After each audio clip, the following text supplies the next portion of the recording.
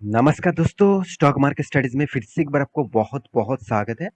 तो आज यहाँ पे मैं बात करूंगा एक ऐसे कंपनी के बारे में जो देखा जाए तो बहुत बार मैं जिसके ऊपर चर्चा कर चुका हूँ। और मुझे इस कंपनी थोड़ा सा मतलब फिलहाल के लिए इस कंपनी के ऊपर मुझे थोड़ा सा पॉजिटिव लगता है, क्योंकि कंपनी एक ऐसे सेक्टर के साथ जुड़े हुए हैं और कंपनी एक ऐसे अलग मतलब तरीके से काम कर रहा है। तो मेरे हिसाब से इस कंपनी के ऊपर अभी से आपको फोकस होना चाहिए, क्योंकि आज कंपनी को शायद आपने उतना खास नहीं मान रहा होगा। फ्यूचर में इस कंपनी अच्छा खासा ग्रोथ कर सकते हैं। क्यों कर सकते हैं उसके ऊपर बात करूंगा, तो वीडियो को पूरा देखना, क्योंकि आज मैं बात करूंगा RVNL के बारे में, मतलब रेलवे विकास निगम लिमिटेड। जो रेलवे विकास निगम लिमिटेड है, वो करीबन करीबन जब से स्टार्ट हुआ था तब से देखा जाए तो करीबन 70% से भी ज्यादा रिटर्न दिया।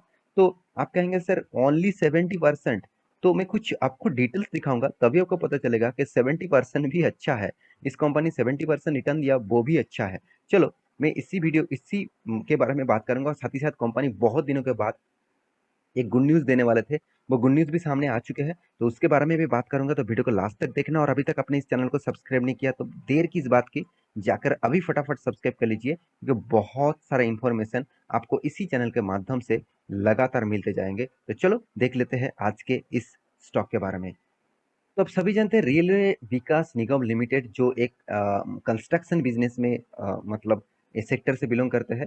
और रेलवे का जितने सारे कंस्ट्रक्शन के काम, मान के चले कोई भी यहाँ पे देख सकते हैं रेलवे के जो वायर्स होते हैं, तो उसका भी कंस्ट्रक्शन के साथ ही साथ और भी आप देखेंगे। चलो मैं एक एक करके आपको दिखा भी देता हूँ। हाँ देखिए, जितने सारे मेट्रोज के जो कंस्ट्रक्शन के काम, वो भी RVNL करता है। साथ ही साथ आप और भी देख लीजिए, यहाँ पे देखिए रेल जो ब्रिज होते हैं, रेल का जो ब्रिज होते हैं, वो भी इसी कंपनी को टेंडर मिलते हैं।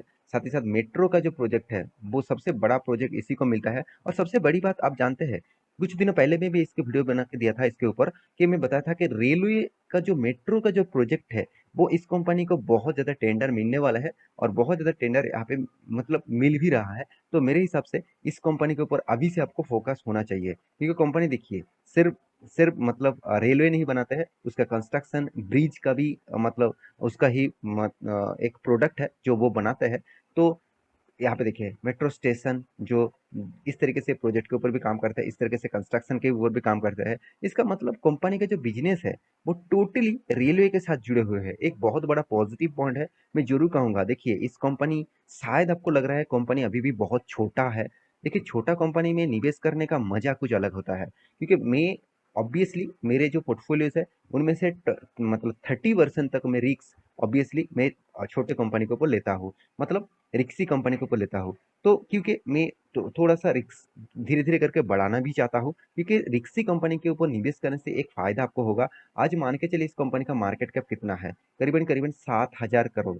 अगर कंपनी 10 सालों में इसी मार्केट कैप अगर 70,000 करोड़ तक भी पहुंच गया, तो इस कंपनी आपको पैसा बहुत मालामाल देगा। आप कहेंगे सर बहुत सारे ऐसे भी गवर्नमेंट कंपनी है जो 10 साल में कुछ रिटर्न भी नहीं दिया, तो आपको फायदा कहाँ से मिलेगा। देखिए इस तरीके से कंपनी के ऊपर निवेश करने से एक्स्ट्रा जो बेनिफिट मिलता है, वो क्या है, वो है डिविडेंड, साथ ही साथ बोनस, साथ ही साथ बाईबैक, साथ ही साथ आपको स्प्लिट और मार्जर। इस तरीके से बहुत सारे डील्स इस तरीके से कंपनी करते रहते हैं, क्योंकि गवर्नमेंट कंपनी का काम है सर्विसेज देना, और सर्विसेज देने के लिए और स्टॉक के प्राइस हमेशा छोटा रहता है, क्योंकि ज़्यादा से ज़्यादा लिक्विडिटी बना रहे, तो इसीलिए स्टॉक का प्राइस आपको हमेशा सस्ते में मिलेगा।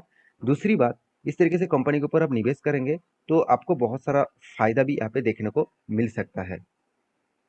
तो यहाँ पे आपको मैं जिसके बारे में बात करूंगा कंपनी के, सबसे पहले एक्स्ट्रा बेनिफिट के बारे में। तो अब देखेंगे तो कंपनी का बेनिफिट आपको दिखा दूं, तो कॉर्पोरेट एक्शन में जाएंगे तो कंपनी आपको एक्स्ट्रा बेनिफिट के हिसाब से डिविडेंड नहीं दिया। तो आप कहेंगे सर डिविडेंड कितना दिया, चलो मैं आपको बता देता हूँ। देखिए कंपनी आपको 1 रुपया करीबन करीबन 1.58 रुपीज, 0.25 पैसे, साथ ही साथ 0.44 पैसे, 1.14 मतलब रुपीज। तो इस तरीके से कुछ डिविडेंड दे चुके हैं। कंपनी साल भर में आपको 2 बार 3 बार करके डिविडेंड देते रहते हैं। तो आप कहेंगे सर इतना छोटा अमाउंट डिविडेंड लेके मुझे क्या फायदा होगा। देखिए सर मैं आपको एक चीज जरूर कहूंगा, कंपनी देखा है तो इस तरीके से कंपनी साल भर में चार चार बार करके भी डिविडेंड डिविडेंड देते रहते हैं। अगर 4 बार आपको 1 रुपया करके भी डिविडेंड दिया तो कितना हुआ, 4 रुपया। और कंपनी का प्राइस कितना है, करीबन करीबन 30 रुपीज 33 रुपीज के आसपास। तो इतना छोटा कंपनी 33 रुपीज़ की कंपनी आपको 4 रुपये साल साल भर में डिविडेंड दे रहा है।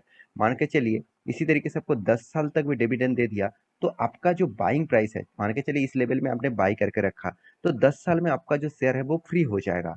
तो इसमें आपको एक्स्ट्रा बेनिफिट मिलता रहेंगे, साथ ही साथ आपको रिटर्न भी मिलता रहेंगे।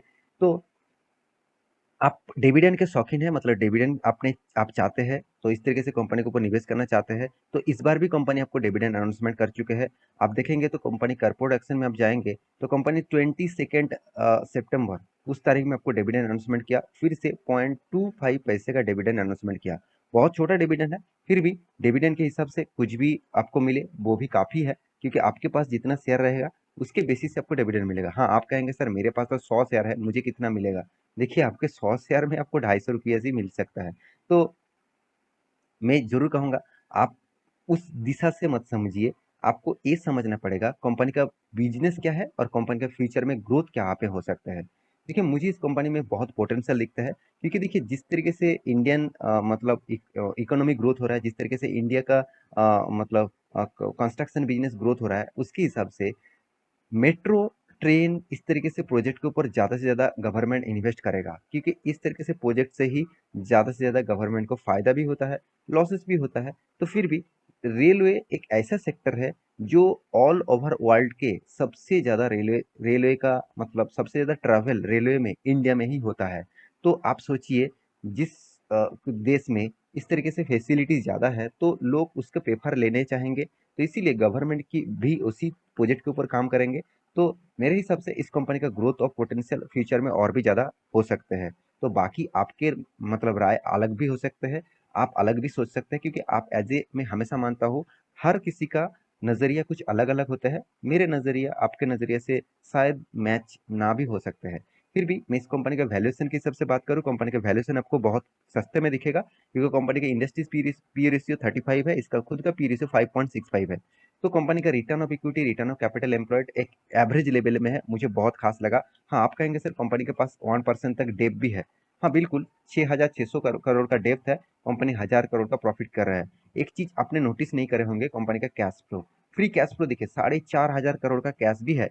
मतलब कभी भी कंपनी खुद का कर्जा मिटा भी सकते हैं, मगर मिटा नहीं चाहेंगे, क्योंकि वो कंस्ट्रक्शन बिजनेस में काम कर रहे हैं, तो उसका कर्जा लेना ही पड़ेगा, क्योंकि कंस्ट्रक्शन बिजनेस एक दो दिन में नहीं होता, बहुत साल भी लग जाता है। मान के चलिए कोई भी मेट्रो मतलब कोई भी मेट्रो का स्टेशन बनाना है, कोई भी प्लेटफॉर्म बनाना है, कोई भी कंस्ट्रक्शन बनाना है, तो उसके लिए बहुत टाइम लग जाता है, तो इसलिए वो कर्जा लेके ही काम करते हैं। तो क्योंकि कर्जा लेके ना काम करे तो उसको जो टेंडर दिया गया है वो कंप्लीट होने तक उसको पूरा पैसा नहीं मिलेगा, तो वो कहाँ से चलाएगा। तो इसलिए इस तरीके से कर्जा तो लेना ही पड़ेगा इस कंपनी को। तो साथ ही साथ आप देखेंगे तो कंपनी का जो टोटली सेल्स ग्रोथ 23% है, प्रॉफिट ग्रोथ 15% है, हर चीज आपको पॉजिटिव दिखेगा। साथ ही साथ मुझे सबसे जो अच्छा लगा कंपनी का मार्केट कैप टू सेल्स, ये मतलब एक सस्ते दामों में आपको मिला है, मतलब 1 रुपया कमाने के लिए आपको ओनली 35 पैसा देना पड़ रहा है। इससे बढ़िया चीज और क्या हो सकते हैं। तो कंपनी का प्रॉफिट एंड लॉस के बारे में बात करें तो कंपनी ऐसी नहीं कि कभी भी प्रॉफिट कम किया, कभी भी प्रॉफिट नेगेटिव में आया, ऐसे बिल्कुल भी नहीं है। हर साल कंपनी का प्रॉफिट ग्रोथ हो रहा है। इसीलिए मैं इस कंपनी के ऊपर ज्यादा से ज्यादा भरोसा भी करता हूँ, क्योंकि कंपनी के ग्रोथ और पोटेंशियल मुझे बहुत ज्यादा दिखता है। साथ ही साथ आप देखेंगे तो सीआर परसेंटेज कंपनी आपको रिटर्न भी पॉजिटिव दिया। आप कहेंगे सर 12%, इतना कम परसेंट में क्या होगा? अगर आपको स्टॉक मार्केट से 10% भी रिटर्न मिल गया ना, तो भी आप करोड़पति बन सकते हैं। हाँ, उसका टाइम पीरियड थोड़ा सा ज्यादा होगा, फिर भी आप करोड़पति जरूर बन सकते हैं, अगर आपको 10 से 12% भी रिटर्न मिल गया तो। देखिए आप इंडेक्स को भी बीट कर पा रहे हैं, इससे बड़ी क्या बात है।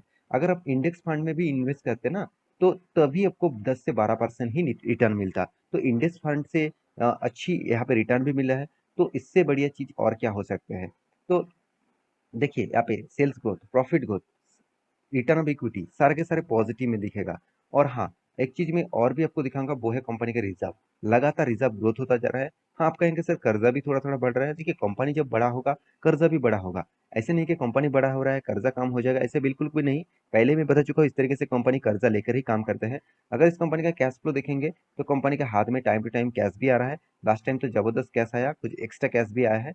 और इन्वेस्टर के बारे में बात करूँ, आप कहेंगे सर एफ के पास तो कुछ हिस्सेदारी नहीं है, डीएस के पास ऑब्वियसली है 8.5% के आसपास, और पब्लिक के पास भी चलो 12% है। पूरे का पूरा माल किसने उठा के रखा, मतलब किसके पास है? गवर्नमेंट के पास। मतलब गवर्नमेंट के पास इसके सबसे ज़्यादा हिस्सेदारी है। तो मैं ज़रूर कहूँगा इस कंपनी के ऊपर फोकस रखना। इसका चार्ट पैटर्न आपको दिखा दूँ। देखिए कंपनी कोविड के सिचुएशन के टाइम कंपनी का जो प्राइस रेंज था करीबन ₹10 का तक आ चुके थे। और उसके बाद देखिए कंपनी लगातार धीरे-धीरे करके ग्रोथ भी किया और कंपनी गया था करीबन ₹46 के आसपास। अभी जो फिलहाल इसका प्राइस है करीबन ₹35 के आसपास है। तो मेरे हिसाब से इस लेवल को अगर तोड़ पाया, अगर 46 लेवल को तोड़ पाया तो एक नया मोमेंटम देखने को मिलेगा। मगर यहाँ पे मुझे जो वॉल्यूम देखने को मिला, यहाँ पे वॉल्यूम पीरियड बहुत वीक हो चुके हैं। इसका मतलब यहाँ पे आप जाने का जो कोशिश कर रहे हैं, जो बायर आप ले जाने के लिए कोशिश कर रहे हैं, सेलर बहुत एक्टिव है, तो इसको मतलब लगातार सेल करते जा रहे हैं। तो मेरे हिसाब से आप थोड़ा सा कंसोलिडेट कर सकते हैं और उसके बाद अगर आपको नीचे लेवल टूटता है तो एक शार्प फॉल देखने को मिलेगा। अगर ऊपर लेवल टूटता है तो एक नया अपट्रेंड देखने को मिल सकता है। तो ये था स्टॉक के डिटेल्स। तो आशा करता हूँ सारे जानकारी आपको मिल चुका है। तो आप इस कंपनी के ऊपर डिविडेंड चाहते हैं, इस कंपनी के ऊपर बने रहना चाहते हैं, तो छोटा-मोटा निवेश करके कंटिन्यू कर सकते हैं। बाकी एक बार स्टडी करना, उसके बाद निवेश करना। ये मेरा कोई रिकमेंडेशन नहीं था, ये टोटली एजुकेशन पर्पस वीडियो था। तो मेरे वीडियो कैसे लगा ज़रूर कमेंट करना और चैनल को सब्सक्राइब भी करना और सारे दोस्तों के साथ शेयर भी करना। मिलते हैं नेक्स्ट टॉक लेके, तब तक के लिए अच्छे से रहिए, अपने ख्याल रखिए। Bye bye.